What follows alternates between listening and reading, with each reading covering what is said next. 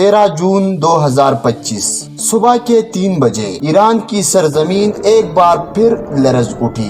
Natanz, Iran کا دل، جہاں جوہری توانائی کے ڈریمز پروان چڑھتے تھے، وہاں آج آگ اور دھواں تھا۔ بزدل دشمن حملہ کر چکا تھا۔ یہ کوئی معمولی حملہ نہیں تھا، یہ ایران کی خود مختاری، سائنس اور ایران کی فیوچر پر حملہ تھا۔ ایک ساتھ 6 مقامات کو نشانہ بنایا گیا اور الزام کہ ایران ایٹم بم بنا رہا تھا۔ لیکن سوال یہ ہے، اگر اسرائیل کے پاس 90 ایٹمی ہتھیار ہے تو ایران کو صرف انرجی کے لیے یورینیم صاف کرنے کا بھی رائٹ نہیں؟ کیوں؟ کیونکہ ایران ایک اسلامک کنٹری ہے، کیونکہ وہ فلسطین کی حمایت کرتا ہے، کیونکہ اس نے ظالم کو ظالم کہا۔ لیکن آج ایران کے سائنسدان مارے گئے، اس کے جرنیل شہید ہوئے اور دنیا خاموش تماشائی بنی رہی۔ لیکن یہ ایران ہے، یہ جھکے گا نہیں، کیونکہ ایران کا پیغام واضح ہے، ہم جنگ نہیں چاہتے، لیکن اگر مسلط کرو گے تو پھر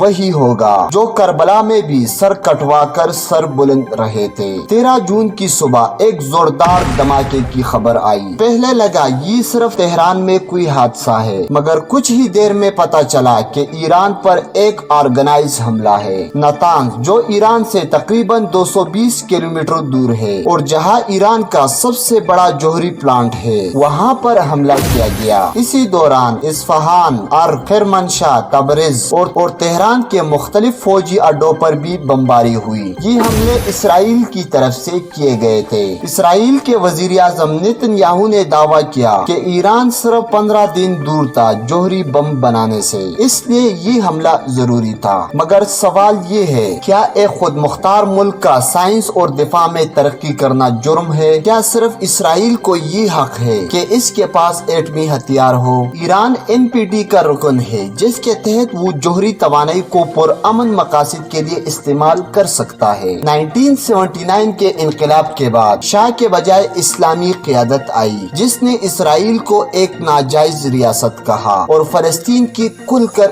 حمایت کی۔ اس وقت سے ایران نے لبنان میں حزب اللہ، فلسطین میں حماس کو سپورٹ کیا۔ ایران کا کہنا ہے، اگر دنیا میں 9 ممالک کو نیوکلیر ویپنز رکھنے کی اجازت ہے تو ایران کو کیوں نہیں؟ ایران کے پاس 2024 کے آخر تک 10,000 سے زیادہ جدید سینٹریفیوجز ایکٹیو تھے۔ 2023 میں انٹرنیشنل ایٹامک انرجی یعنی IAEA نے خود رپورٹ کیا کہ ایران نے 60% تک یورینیم ذخیرہ کر لیا، جبکہ ہتھیار بنانے کے لیے 90% درکار ہوتے ہیں۔ ایران نے کبھی اعلان نہیں کیا کہ وہ نیوکلیر بم بنائے گا، بلکہ ایران نے بارہا کہا، ہم جوہری ہتھیار نہیں بنائیں گے کیونکہ یہ اسلام کے خلاف ہے۔ اسرائیل کے پاس 90 سے زیادہ ایٹمی ہتھیار ہے، مگر وہ کسی عالمی ایگریمنٹ جیسے NPT کا رکن نہیں ہے۔ پھر بھی وہ ایران جیسے ملک پر حملہ کر رہا ہے جو عالمی معاہدوں کے پابند ہے۔ یہی اصل منافقت ہے۔ 2015 میں joint comprehensive plan of action sign ہوئی، جسے عام الفاظ میں ایران نیوکلیر ڈیل کہتے ہیں۔ اس میں ایران نے یورینیم انریچمنٹ محدود کیا،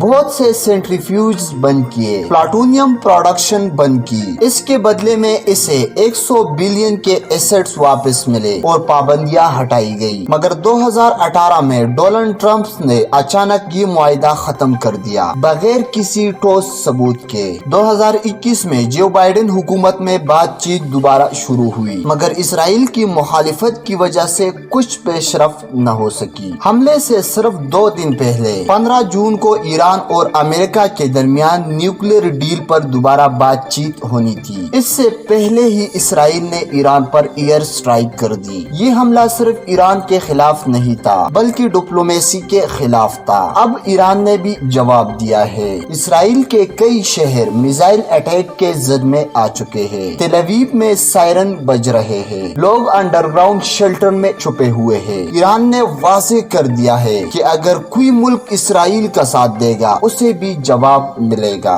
رشیا نے کہا اسرائیل کا اٹیک عالمی قوانین کی کھلی خلاف ورزی ہے۔ چائنا نے کہا ہم ایران کے ساتھ کھڑے ہیں۔ ایران کا کہنا ہے ہم کسی پر حملہ نہیں کرتے مگر اپنا دفاع کرنا جانتے ہیں۔ ہم جوہری ہتھیاروں کے خلاف ہیں مگر جوہری ٹیکنالوجی کا حق رکھتے ہیں۔ ایران آج قربانی دے رہا ہے تاکہ کل امت مسلمہ کو عزت اور دفاع کا حق مل سکے۔